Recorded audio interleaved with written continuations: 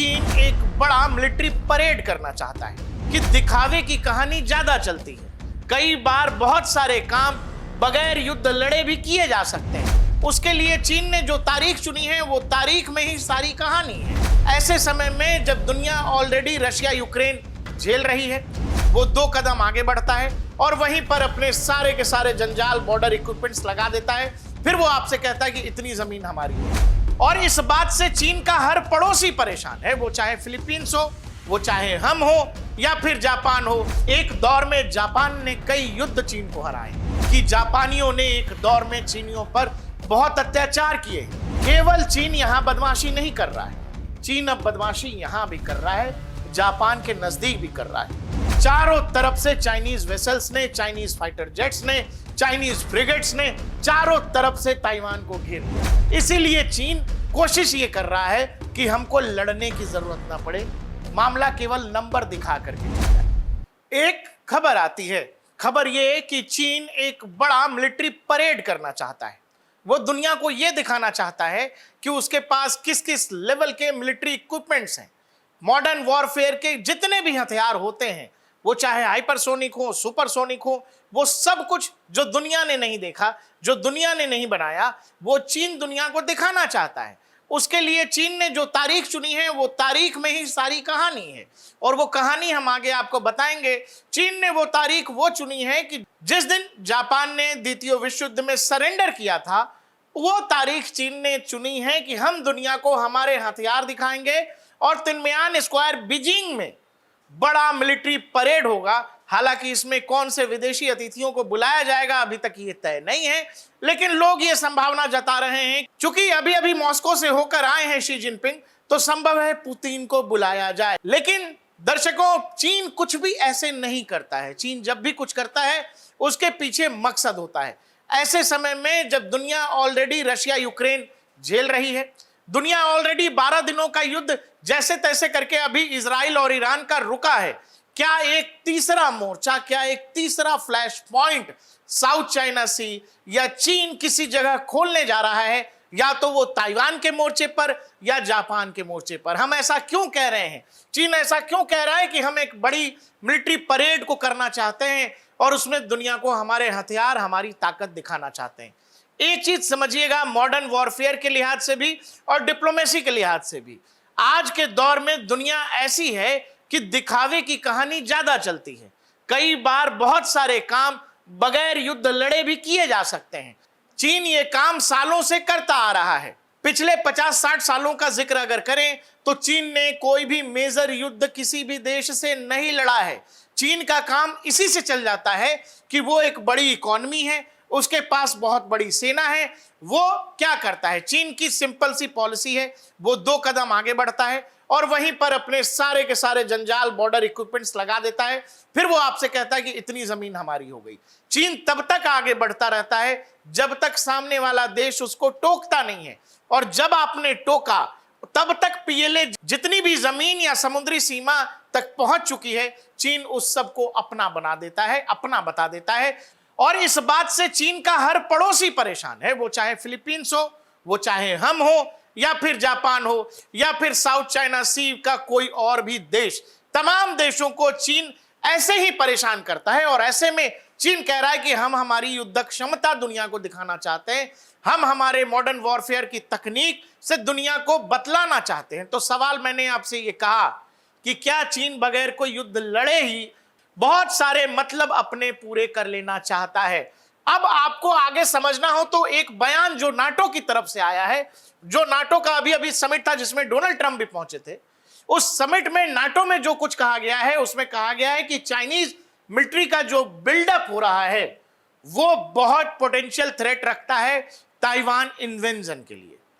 Taiwan में किसी भी दिन, नाटो ऐसा मान रहा है कि ताइवान में किसी भी दिन चाइनीज आर्मी इन्वेड कर सकती है।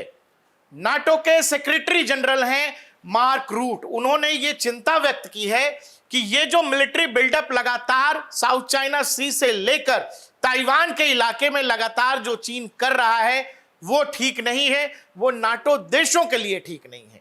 साथ ही वो इस बात का अंदेशा जता रहे हैं कि चीन अपनी इस मिलिट्री बिल्डअप का इस्तेमाल इस बात के लिए कर सकता है कि वो या जापान, न्यूजीलैंड, ऑस्ट्रेलिया जैसे नाटो देशों को परेशान करने के लिए कर सकता है, या तो ताइवान इन्वेंजन के लिए कर सकता है। साथ ही वो इस बात की भी आशंका जता रहे हैं कि संभव है इस मौके को चीन अपने लिए भुना ले, क्योंकि चीन को ऐसा लगता है कि चूंकि रशिया और यूक्रेन वॉर चल रहा है तो पूरा का पूरा यूरोप ऑलरेडी उधर उलझा हुआ है। मतलब नाटो के देश ऑलरेडी यूक्रेन को मदद कर रहे हैं रशिया के मोर्चे पर। तो अगर नाटो उधर भी इंगेज रहेगा और इधर चाइना ने एक नया मोर्चा खोल दिया ताइवान में या जापान के लेवल पर सेनकाकू द्वीप को लेकर जहां तक सवाल है, तो फिर नाटो के लिए मुश्किल होगी। वही चिंता मार्क रूट जता रहे हैं। वो साफ कह रहे हैं, we have this close relationship exactly for a reason that this countries are very very worried about a massive military buildup in China.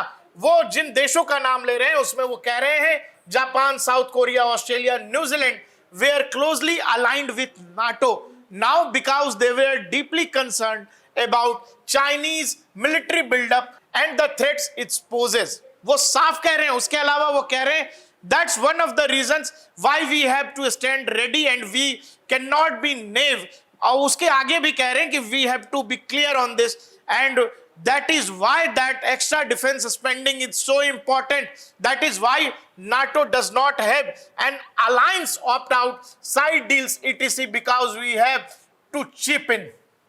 वो साफ कह रहे हैं कि हमें इस इलाके में, मतलब ताइवान रीजन में या फिर ऑस्ट्रेलिया और जापान, न्यूजीलैंड, ये तमाम देश नाटो के मेंबर हैं। ताइवान को अगर छोड़ दे तो ताइवान को बचाने की कसम अमेरिका खाता है, लेकिन जापान नाटो का मेंबर भी है और वहां अमेरिकी सैनिक भी हैं।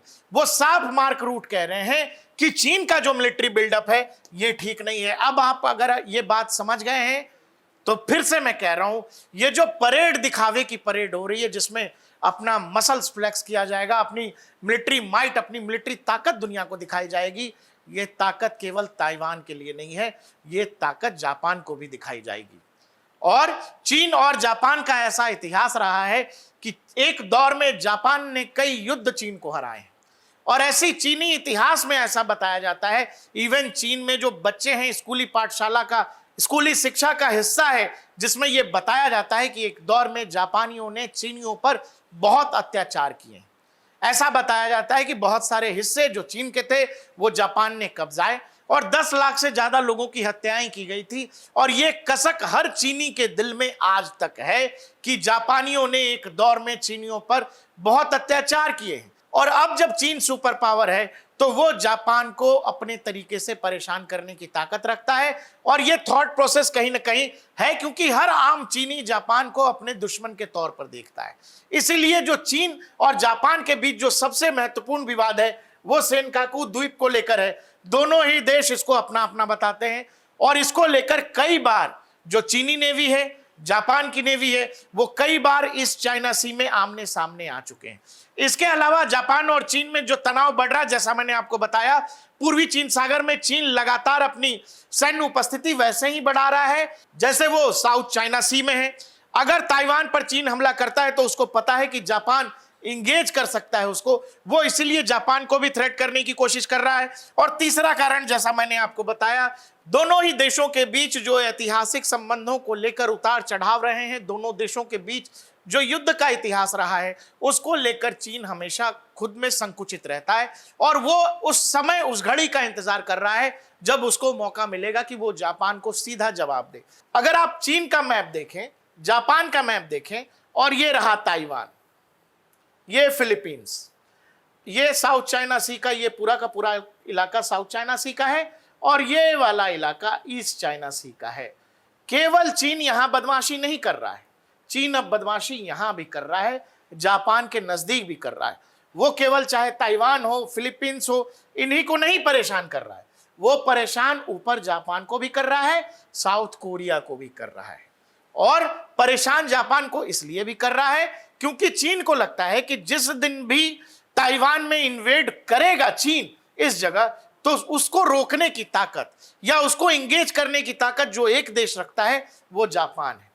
और इसीलिए वो ये समझता है इस इलाके में अगर उसने जापान को शंट कर दिया तो फिर किसी भी देश की हिम्मत नहीं होगी कि जो कुछ भी ताइवान में करना चाहेगा चीन, उसको रोक सकने को लेकर कोई सोच सके। इसके अलावा जब आप ताइवान के बारे में सोचते हैं तो आपको यह समझना पड़ेगा, यह पूरा इलाका चीन जो है, जो ये साउथ चाइना सी का है, ये जैसे मैंने आपको ऊपर दिखाया था, यह पूरा इलाका, ये यहां से ऐसे कर दीजिए, यह साउथ चाइना सी है, यह ईस्ट चाइना सी है। यहां भी अब मिलिट्री प्रेजेंस लगातार चाइनीज नेवी बढ़ा रही है, बढ़ा ही नहीं रही है।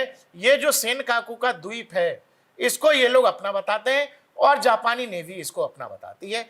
इसको लेकर विवाद इसलिए भी है क्योंकि सेनकाकू द्वीप को लेकर यह कहा जाता है कि वहां जबरदस्त खनिज और लवण पदार्थ जमीन के नीचे हैं, जबरदस्त ऑयल प्रेजेंस है जमीन के नीचे। इसके अलावा इस द्वीप के आसपास के इलाकों में जबरदस्त प्रेजेंस है मछलियों की।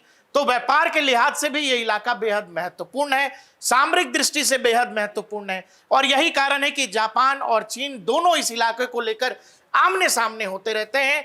चीन को एक और बात लग रहा है, चीन को यह लग रहा है अगर डोनाल्ड ट्रंप, अगर अमेरिका ईरान के अंदर न्यूक्लियर फैसिलिटीज को निशाना बना सकते हैं, बोल के निशाना बना सकते हैं, और करने के बाद ये दुनिया को बताते भी हैं कि हमने ईरान के न्यूक्लियर साइट्स को निशाना बना दिया है, B-2 बॉम्बर्स भेजे जाते हैं, तो चीन को यह लगता है कि यह सारे मैसेजेस इसीलिए हैं क्योंकि अमेरिका अब भी अपने आप को दुनिया में सुपर पावर के तौर पे पेश करता है।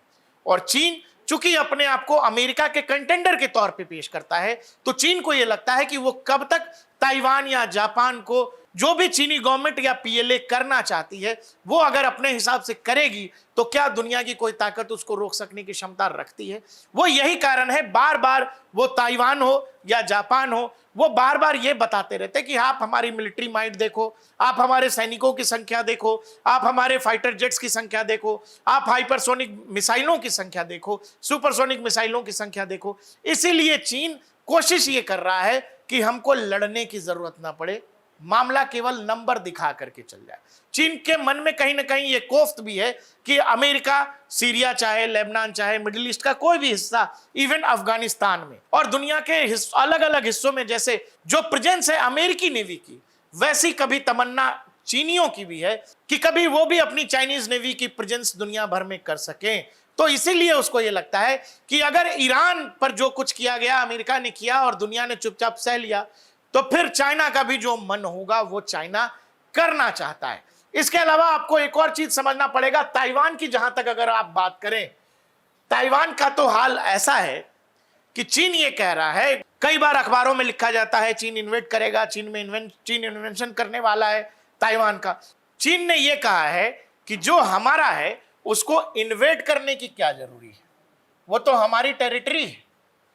मतलब साफ है कि जो हिस्सा हमारा है उसको इन्वेट करने की क्या जरूरत है, क्योंकि ऐसा नहीं है कि ताइवान में जो कुछ चीन करना चाहता है, चीन जैसे भी उसको अपने आप में मिलाना चाहता है, वो दिन जिस दिन इसकी घोषणा होगी, आप यकीन करें उस एक दिन के लिए चीन ने वो प्रैक्टिस कि किस तरह से चाइनीज PLA ऑपरेट करेगी, कैसे ताइवान को घेरा जाएगा, कैसे ताइवान के एयर डिफेंस सिस्टम को तबाह किया जाएगा, कैसे ताइवान नेवीज को न्यूट्रलाइज कर दिया जाएगा, वो सब कुछ आप यकीन करें 2022 में ही प्रैक्टिस किया जा चुका है। चारों तरफ से जो ताइवान की जलीय सीमा है साउथ चाइना सी के अंदर, चारों तरफ से चाइनीज वेसल्स ने, चाइनीज फाइटर जेट्स ने, चाइनीज फ्रिगेट्स ने चारों तरफ से ताइवान को घेर लिया था। ये वही तस्वीरें हैं। आसमान में फाइटर जेट्स और बॉम्बर उड़ रहे थे, नीचे वॉरशिप्स ने जो जलीय सीमा है चारों तरफ से ताइवान को घेर लिया था। और इस मिलिट्री ड्रिल को नाम दिया गया था अलग से चीन की तरफ से, और चीन ने यह कहा था कि ये जो हम ड्रिल कर रहे हैं किसी भी दिन हकीकत में बदल जाएगी। तो बात यह है दोस्तों कि अभी अभी आप ईरान और इजराइल देख करके उठे हैं और अब चीन ने यह कहा है कि हम दुनिया को एक मिलिट्री परेड दिखाने जा रहे हैं। वो परेड बस इसीलिए किया जा रहा है क्योंकि वो ये बताना चाहता है कि अगर ईरान की न्यूक्लियर साइट्स पर हमला नॉर्मल है तो फिर यह भी नॉर्मल होना चाहिए कि किसी दिन चाइना ताइवान में घुस जाए, चाइना जापान की जलीय सीमा में घुस जाए। ये बड़ी समस्या दुनिया के सामने आने ही वाली है, इग्नोर करने से कुछ होने ही वाला नहीं है, क्योंकि चीन को जिस समय रोका जाना था उस समय दुनिया आंखें मूंद कर खड़ी थी और अब चीन अपने उस रूप में है जहां वो बहुत कुछ करने और कर सकने की तमन्ना रखता है।